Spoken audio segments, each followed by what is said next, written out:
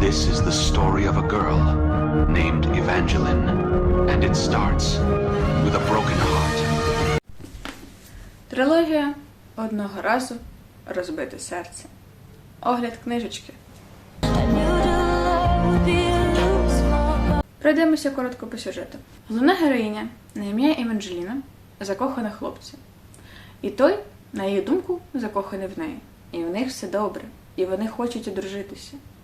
Але одного разу він приходить і каже, що він збирається одружитися на її зведеній сестрі. І Еванджеліна не вірить, що це може бути реальністю, що він дійсно цього хоче. Вона впевнена, що його зачеклували. І тому єдине, що може їй допомогти зупинити весілля і виправити абсолютно все, що пішло шкереберть в її житті, це знайти Талана. Талан – це магічна істота, їх буває декілька видів, і вони зазвичай просто укладають угоди з людьми. І всім було відомо, що заключати з ними угоди дуже погана практика, бо зазвичай вони хитрі. І так, вони тримають слово, вони зроблять те, що вони тобі пообіцяли. Але своїм шляхом, обійшовши декілька правил, і поки ти не віддаш їм борг, ти від нього не позбудешся. Так як наша головна героїня Еванджеліна мала розбите серце, вона вирішила знайти найвідомішого Талана, якого ще називали принцем розбитих сердець. За легендою, це Талан, який все своє життя вимушений шукати свою суджену. А перевірити, чи це суджена чи ні, він може лише поцілунком. І якщо це дійсно його суджена, вона не помре від цього. Але йому приходиться все цілувати і цілувати, а дівчатам все вмирати і вмирати. Тому він полонений вічно розбитого серця. Хто, як не він, зможе зрозуміти Еванджеліну? Тож вона знаходить церкву славнозвісного Талана і просить, молиться його статуї: «Допоможи мені, допоможи». І тут до неї виходить прекрасний, неймовірний, гарний хлопець, який каже, що він і є той Талан. Але за характером він, звісно, не дуже приємний. Але він таки: добре, я тобі допоможу, хоча він максимально вважав це тупою ідеєю, тому що якщо той хлопець дійсно би її любив, він би пішов проти чарів, він би не одружився на іншій, все, що завгодно, але не те, що зараз відбувається. Але Еванджеліна все одно наполягає на своєму, і вони заключають угоду. Він зупинить весілля, вона наголосила: будь ласка, зупини весілля, не вбивши нікого. А за це вона буде винна йому 3 поцілунки. 3 поцілунки будь-яких 3 людей, на яких він вкаже. І вона погоджується. Нюансом лише буде те, що коли вона біжить на те місце, де відбувається весілля, вона бачить, що абсолютно всі гості, і наречений, і наречена, перетворилися у статуї. І вона дуже незадоволена результатом, вона не хотіла такого, вона не хотіла, щоб хтось постраждав. Але Талан сказав: ти ж не просила вбивати, я і не вбив. І вона дуже хотіла їх розчоклувати. І він каже: ти можеш, єдиний спосіб розчоклувати їх – це самі стати статуї. Але ти ж цього не зробиш, ти ж не настільки дурна. Але ні, вона випиває отруту, яка робить її статуєю, і розчокловує всіх інших. Можна було б сказати, що на цьому кінець історії, але ні. І коли через 6 тижнів її все ж таки розчоклували, вона дізнається, що вона геройка, просто героїня серед містян, її рідних, друзів, тому що вона врятувала стільки людей. Ні, вони не підозрюють, що насправді вона не рятувала, вона винна в тому, але то вже не суть. І вона починає трошечки вже своє нове життя з новим ставленням, з новими прихильниками і так далі. Але у нас залишається питання в тому, що їй потрібно віддати борг. За сюжетом першої книжки ми просто спостерігаємо за тим, як вона потрапляє в пригоди за рахунок своєї популярності. Так само зустрічає Джекса, нашого Талана, і він вимагає з неї борг. Тикає на декілька мужичків і каже: іди цілуй. Але не все ж так просто. все так складається дуже, не дуже, принаймні для Еванджеліни, тому що все, що він просить її робити, всі обставини, які складаються, натякають на те, що в цій угоді є більш глибинна мета. І вона дізнається, яка ж мета у нашого Талана. І він каже, ти повинна мені допомогти це зробити. Я хочу, у нас угода. І як би їй не хотілося, які б складності і труднощі у неї не були, але вони поступово просуваються до того, щоб наш Талан отримав те, що він хоче. Тобто, щоб вони завершили його першочергову мету, скажімо так. І не тільки його, насправді, але то дрібниці. І вже досягнувши головної мети, того, чого дуже хотів Талан, чи всі отримали те, що вони хотіли? Хто знає. Але точно кожен, хто хотів досягнути мети, той, хто допомагав досягнути мети, абсолютно всі учасники, повинні зіштовхнутися з наслідками. І це основні такі сюжетні плот-твісти, які можуть зацікавити читача. Але найголовніше, що протягом цих 3 книжок у нас все ще піднімаються романтичні питання, питання кохання і так далі. І наша головна героїня плотно спілкується з багатьма мужичками, але в нашу першу чергу з Таланом на ім'я Джекс. Що з цього вийде? Хто знає. Плюси і мінуси книжки. З плюсів, це дуже неймовірно гарне оформлення. Кольоровий зріз, гарні обкладинки, мені найбільше подобається 3. Єдине, що йде в мінуси щодо оформлення, це дивна підбірка кольорів. Я не фанатка рожевого, мені більше подобається синє, але воно прям виділяється. Тобто у нас є рожевий, потім йде червоний, а тут раптом на тобі синій. Це не критично, але виникають питання. Наступним плюсом, на моє здивування плюсом, буде те, що це можна назвати словбьорном. Я не люблю словбьорни, але в рамках цих 3 книжок я знайшла ідеальну концепцію побудови сюжету словбьорна. Тут просто прекрасний, ідеальний словбьорн. Я можу пояснити це тільки так, що зазвичай, коли ми читаємо про словбьорн, у нас є головна героїня, у нас є головний герой, і більшість словбьорнів будується так, що вони потрошки один до одного ідуть, а потім щось стається, що вони на 3 кілометри один від одного відходять. Побудова даних книжок, словбьорна в них, була неймовірно прекрасна тим, що протягом 2 книжок, у нас не буде ось так. У нас буде просто повільний, приємний, поступовий словбьорн, де вони до один одного підходять. Так, ми опустимо деталі, що в 3 книжці це виходить ось так, і вони більше ніколи, ладно, жартую, але їм прийдеться почати цей шлях спочатку не звідси, а звідти. Але все одно, це неймовірно прекрасно, мені так подобалося їх комунікації. Я не бомбила на те, що ось я майже отримала хоч якийсь конект між ними, а потім мене нахер відкинуло. Ні, такого не було.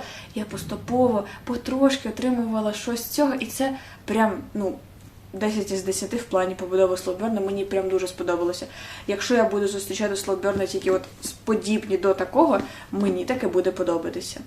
Базовим плюсом для огляду моїх книжок це неймовірний чоловічий головний герой. Джекс, насправді, коли я починала читати, я думала, що він буде основним лиходієм, і він взагалі не буде головним любовним інтересом. Вона кого я обманювала? Кого, я не знаю. Себе, мабуть. Тому що він доволі сумнівний на початку. Читаючи, він веде себе трошки як, неприємний тип. Але паралельно з цією такою його поведінкою, з його неприємністю, поєднується харизма, вальяжність, хитрість. Господи, він схожий, я не знаю, як це описати. Це якщо трошечки Різанда, але тоді, коли він ще носив маску в суспільстві. Трошечки Ніка Вайлда із Зоотрополіса і трошечки, можливо, Аїда. Не знаю. Коротше, це була прям золота комбінація декількох факторів класних в чоловіках. Мені він неймовірно подобається. Просто, Він звісно, робив якісь сумнівні штуки по сюжету іноді, але не настільки, що викликало в мене прям дикий бомбьош. Але, ну, у мене це новий персонаж чоловічий в гаремі. Ну, про це більше нічого сказати не треба. І наступним плюсом є те, що я взяла цю трилогію на те, щоб перепочити, враховуючи, які книжки я до того читала.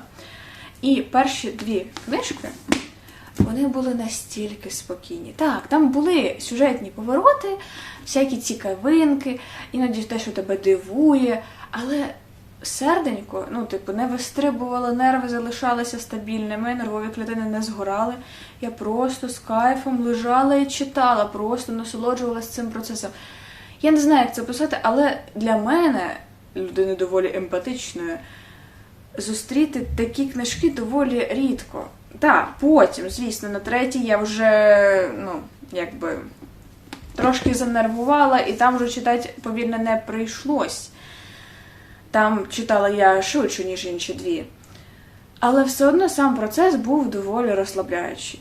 В цілому, ну, я би описала процес читання цих 3 книжок приблизно ось так.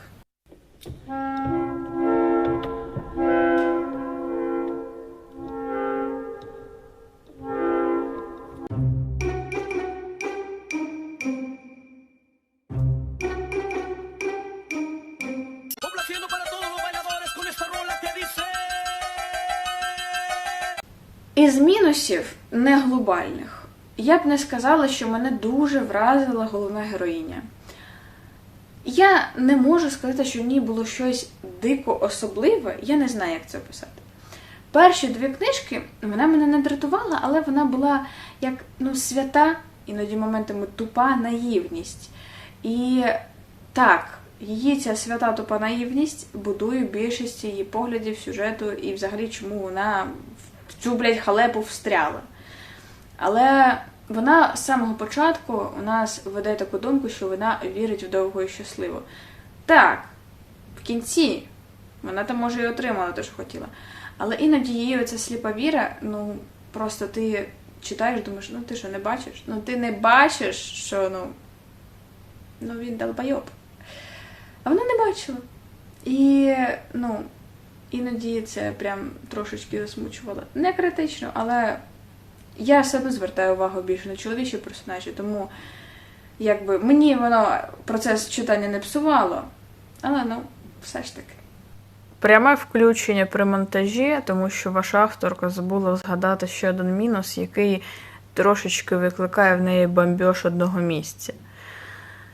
У нас в перекладі на українську мову головна героїня має ім'я Евангеліна.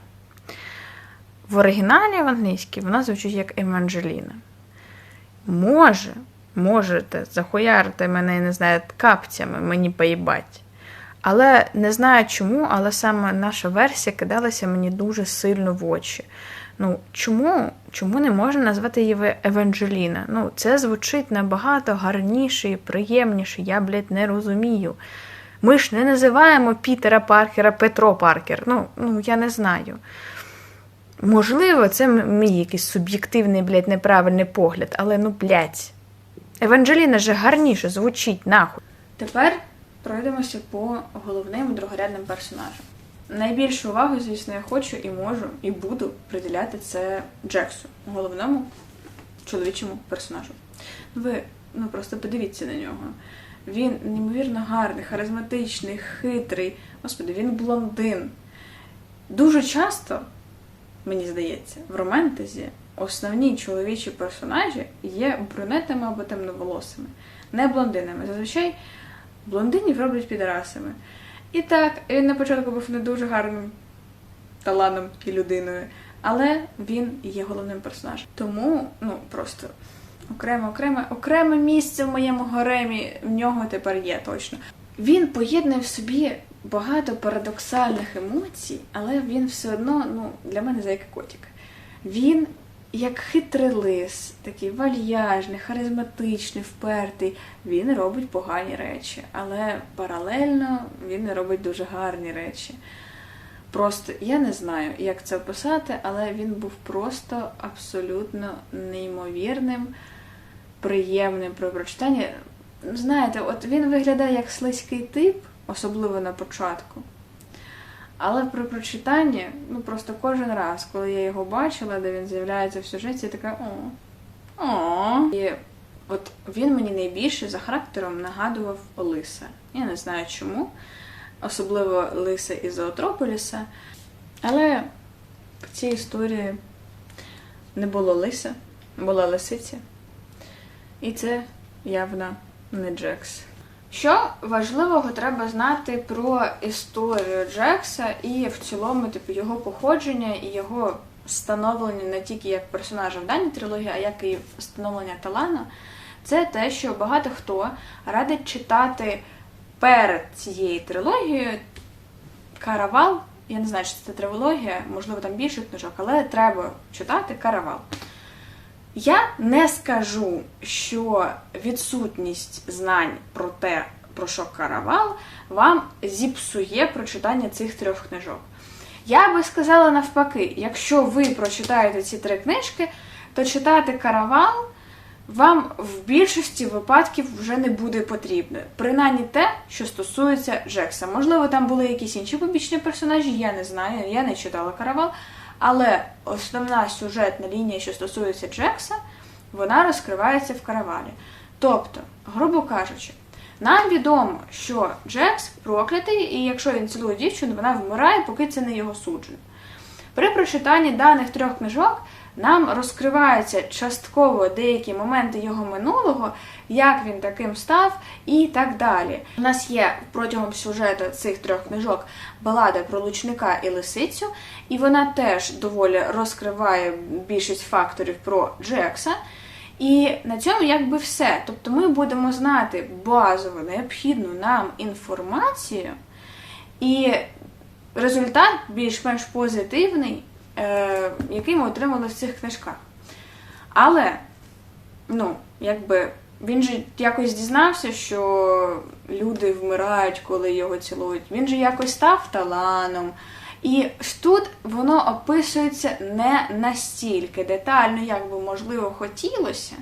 І тому ви можете прочитати Каравал, тільки якщо хочете прочитати про Джекса більше, особливо те, що стосується його більш похмурих моментів в житті, я не знаю, похмурої версії його стосунків. Тому що, враховуючи те, щоб знайти свою суджену, йому прийшлось багато кого перецілувати, ми можемо зрозуміти, що він такий жорстокий, хитрий, той, хто обіцінює чужі почуття, не просто так.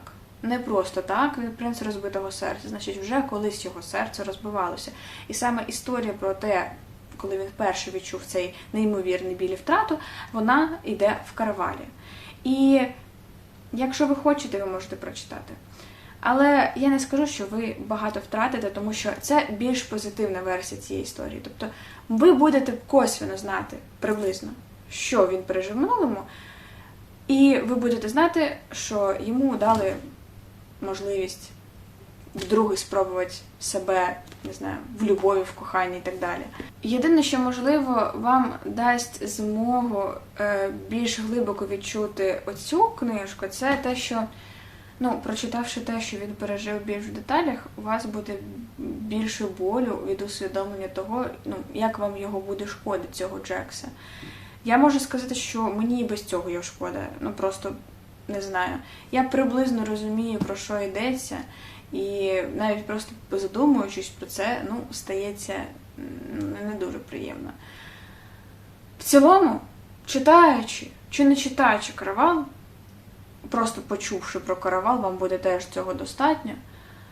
Але побудова його стосунків ось тут, і взагалі, його становлення життя на більш-менш спокійну таку, не знаю, хвилю, враховуючи, що він пережив в минулому, відчувається як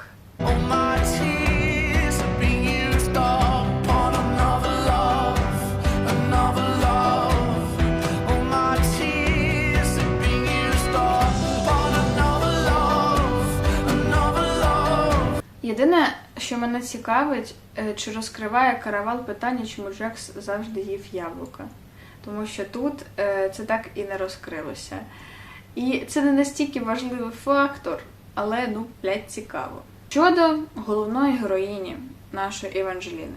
Вона мені почала трошки більше подобатися, коли я дійшла до другої половини другої книжки, і вона мені подобалася в третій. Але вона непогана, вона по характеру така правильна, свята, наївність.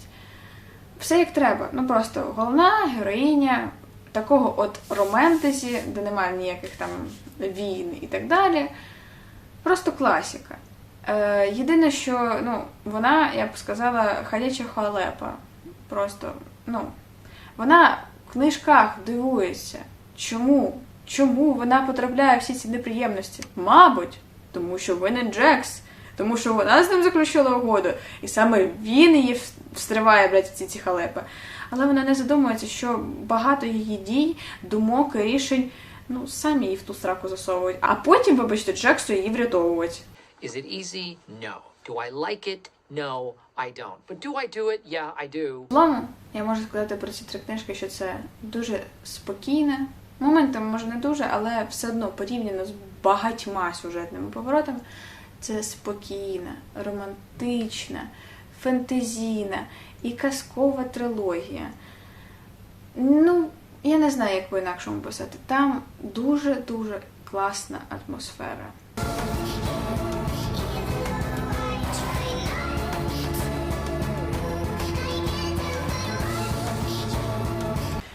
По другорядним персонажам. Тут їх доволі багато. Хтось з них є просто мінорним, пересічним чуваком, там пару фраз сказав і так далі. Але у нас є базовий перелік другорядних персонажів, і вони мають якісь свої там сюжетні арки, скажімо так, їх вплив на деякі моменти. Є другорядні персонажі більш стабільні. Тобто це більше стосується друзів Джекса, можна сказати, і друзів Еванжеліни. Тобто у нас є її подруга, у нас є його друг, якщо їх так можна так назвати, тому що вони всі теж магічні істоти, тому в них, поняття дружби, не таке стандартне, як у нас, але в них була дуже-дуже гарна атмосфера між собою, тому так. Найбільше, що мені подобається з другорядних, це Хаос і Лала. Лала, вона була знайома з Джексом раніше, але по факту я її рахую як подружку Еванжеліни. Хаос теж має свою роль в цих всіх історіях, і мені здається, із всіх другорядних персонажів вони заслуговують на якусь окрему історію, прям було б неймовірно прикольно. І ще один такий другорядний персонаж, який насправді, я не знаю, чорна пташка, я не знаю, кіт у мішку. Він здається другорядним персонажем першу, можливо, навіть другу книжку, до кінця другої книжки. Але потім він стає більш, він не схожий на дуже головного персонажа, але він і не схожий на чувака, який, просто там прийшов, щось там собі, не знаю, поробив і пішов. Читаючи про цього другорядного персонажа, а я кажу про Аполлона, на початку тобі здається, що він і непоганий. Просто чому ні? Джекс веде себе не дуже, а той веде себе нормально, і начебто і головна героїня не проти, просто є життєві проблеми, які їм не дають бути разом. Але потім ця темна конячка, оказується, була введена в сюжет для того, щоб стати максимальним підарасом, основним лиходієм і тому подібне. Чесно, я не засмутилася. Але я все ще вважаю, що ім'я Аполлон – це просто нафіг прокляте ім'я. Бо будь-який Аполлон, про якого я читаю, він муділа єбаний. Хоча і без Аполлона там було достатньо гидотних челіків, які іноді псували мені настрій. В цілому, ця трилогія розкриває дуже багато питань. Вона розкриває і сюжетні повороти, і минулі сюжетні повороти, і історії персонажів. Не всі. Але розкриває. Якщо вам хочеться дізнатися більш детальніше, тоді читайте «Караван», просто ви вже будете і так знати, що яка доля у Джекса в результаті буде, що в «Каравалі», що в майбутньому, тобто ми кажемо про цю історію. Якщо там є якісь історії про інших персонажів, то це, мабуть, було б цікаво прочитати. Я не буду це робити. Але більшість питань базово, ви отримуєте ось тут. І відповіді на них теж. Єдине питання, яке в мене залишилося, І воно, я б не сказала, що дуже-дуже важливо. Може, я просто неуважно читала. Але де, блядь, Марісоль? Я вибачаюсь, звісно. Може не по темі. А де Назар? В цілому, я можу сказати, що мені сподобалося. Це неймовірно мила, романтична історія для того, щоб відійти від якоїсь важкої літератури, а враховуючи, що я читаю, ну це прям must have. Тому я вважаю, що якщо вам подобається щось легко-фентезійне, знаєте, не там, де, не знаю, фері 3 книжки поспіль, блядь, у війні, а просто щось таке магічно-фентезійне, максимально романтичне і казкове, легеньке для прочитання і менш стресове для вашої нервової системи, це ідеально підходить. Мені через це воно і сподобалося. Тому я поставлю цій трилогію 8 із 10. Тому, я думаю, на цьому все. До нових книжок.